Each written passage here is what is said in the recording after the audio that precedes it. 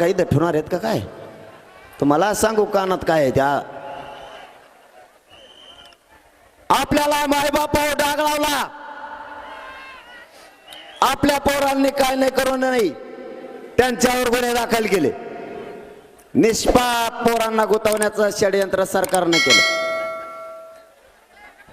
आज इतक्या लाखानं मराठीत कोणालाच मोजता येत नाहीत. मराठ्यांना जर काय करायचं असतं तर आज केलं असतं का नसतं? मग मराठ्यांनी शांतता रॅली काढली होती. शांतता. सरकार झोपू नका.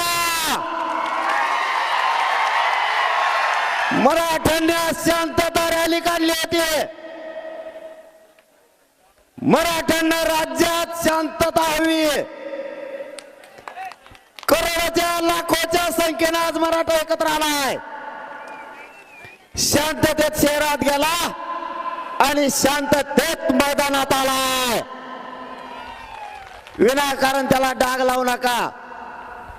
आणि हाच मराठा या राज्याला शांतीचा संदेश देण्यासाठी लाखोच्या संख्येने एकत्र येऊन शांतता रॅली केली. हे कधीच कोणाची जाळपोळ नाही करू शकत. हे कधीच कोणाच्या घरावर नाही जाऊ शकत. यांचे येणेच फोडिले रे. हे लंगुत्य आमच्या गोरगरिबात नाव घेतले. यांनाच लय कंडे यांचं सुरू केलं येईन. ते येवल्याचं येडपट सगळ्या दुनियाचं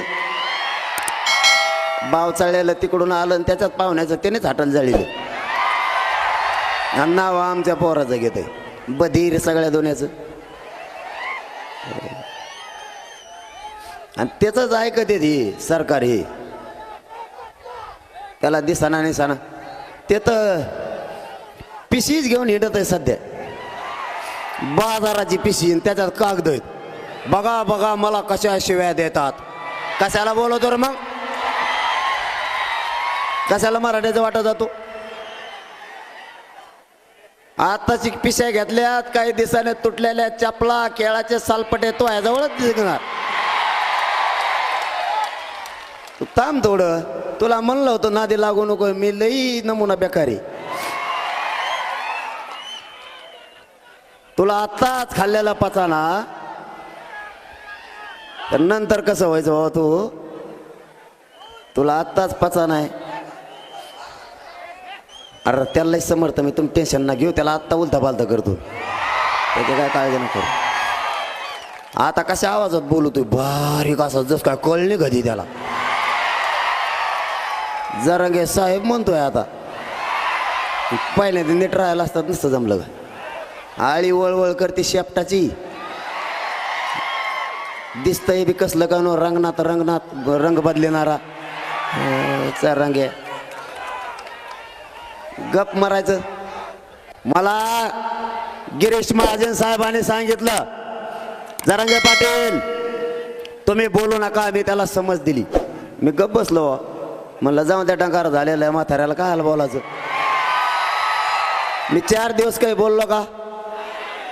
मग त्याला काल काही बडबड हळूच बारीक आवाजात बोलतो. द्या सगळं त्यांना. द्या सगळं. बंगले बांधा त्यांच्यापाशी. तिथंच राहा. तिथंच कायदा बारा. येडपट बुजगाव न कुडलं. मग शाळा काढीत आहे.